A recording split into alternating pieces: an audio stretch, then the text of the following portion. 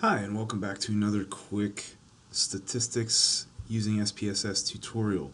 So in this tutorial, we want to really quickly cover how to do a one-sample t-test. So we use a one-sample t-test when we want to test the hypothesis that the population represented by a sample that we have is different from some number or some other population mean, but we don't know the standard deviation of the population that we are comparing to.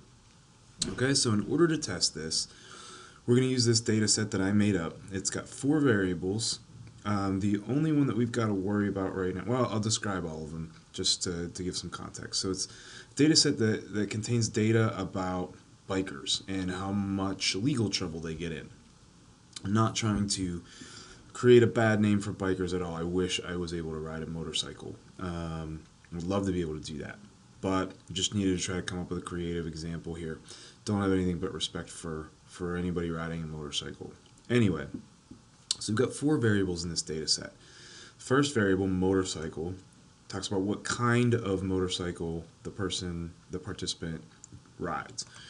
All right, and there are 2 options. The biker bike option, which is more your like rough and tough Harley kind of bike, or the street bike option, which is the really fast, really sleek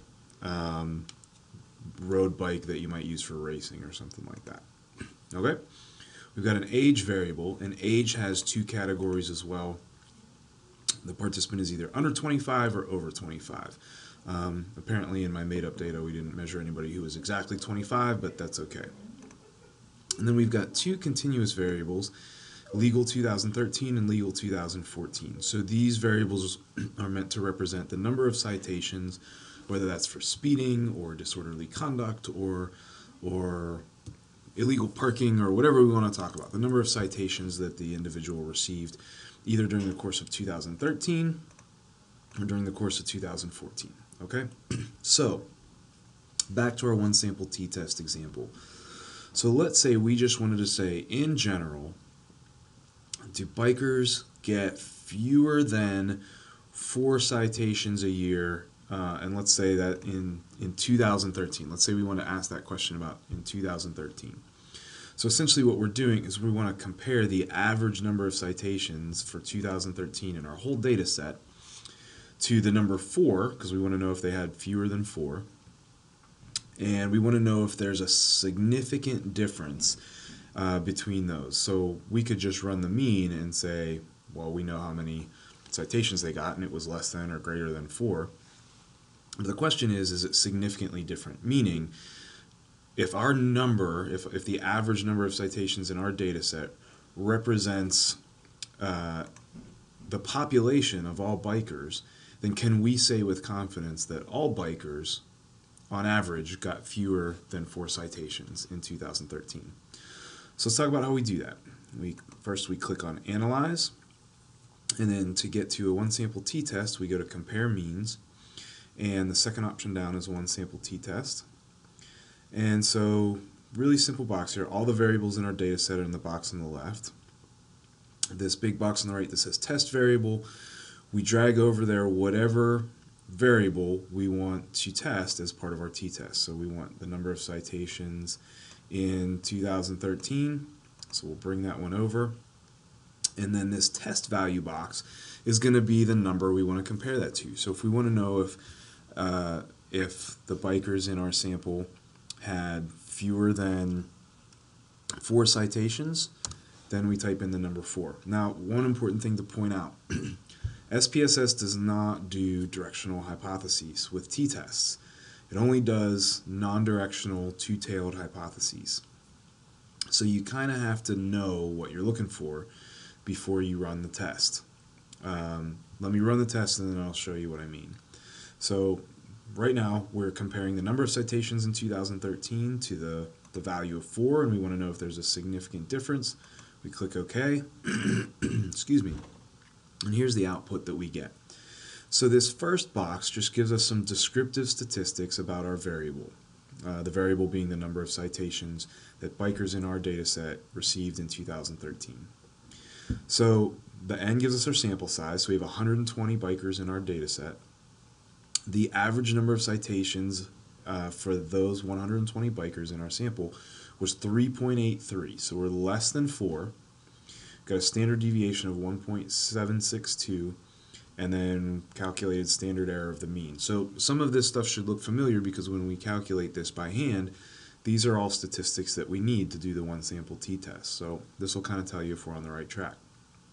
In the second box, these are our actual test statistics.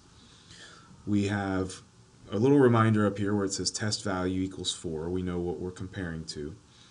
And then our statistics, this first box in the t column, that's our observed t variable.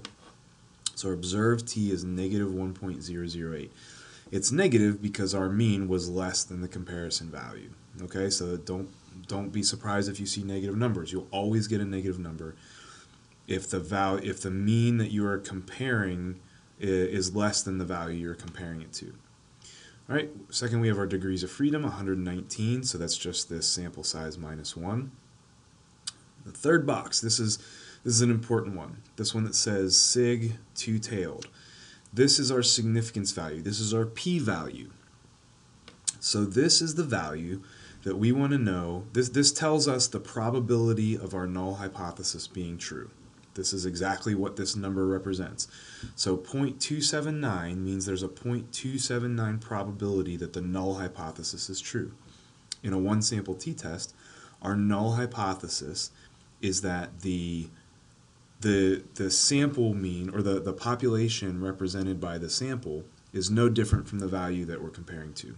So the null hypothesis is that the average number of citations in 2013 for all bikers is 4. Our alternative hypothesis is that it's not. Okay, so when we have a probability of the null hypothesis being true of 0.279, that's too high of a probability. Okay, generally we want our probability to be at or lower than our alpha value, which is typically 0.05. Okay, so what we're looking for here, if we want to reject the null hypothesis, is we want to see a p-value in this box that's less than 0.05. Right? So we didn't get that here. So we do not have a significant difference. So we cannot conclude that in our sample, bikers got fewer than 4 citations in a given year. Okay? That's the take-home message. A couple other statistics they give you. You get a mean difference statistic. So this is essentially the mean of our sample minus the test value of 4. So 3.83 minus 4 is negative 1.75. The reason that that's a little bit different is because this mean is only carried out to 2 decimal places and this one is carried out to 3. We also get a 95% confidence interval of the difference. So this is a little bit different way to look at it. It's saying we can be 95% confident that this mean difference statistic is somewhere between negative 0.49 and 0.14. Okay, so the thing to point out is within that range from negative 0.49 to 0.14 is the number 0. And if we had a mean difference of 0, that would mean exactly no difference, which is what our null hypothesis is. So typically what you'll see is if the number 0 is somewhere in your 95% confidence interval, that's going to happen whenever your significance value is not less than 0.05. Okay? So keep that in mind. So essentially our takeaway message from these statistics is that we don't, the number of citations by all bikers in our data set in 2013 was not significantly different from 0. So we would fail to reject the null hypothesis.